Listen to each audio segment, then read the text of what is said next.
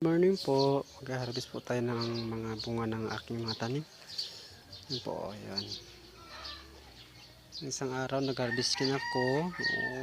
Hiningi po ng kapitbahay. Kaya yun, ito.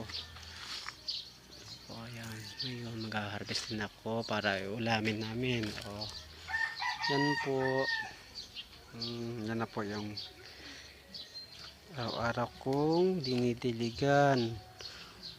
Nag-aano na po ako. Yan po yung kalabasa ko, hindi pa namunga yung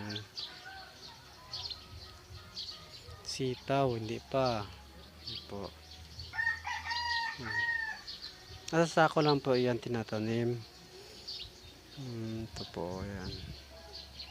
Nakasako lang po yan lahat. Ngayon mag-harvest po ako upang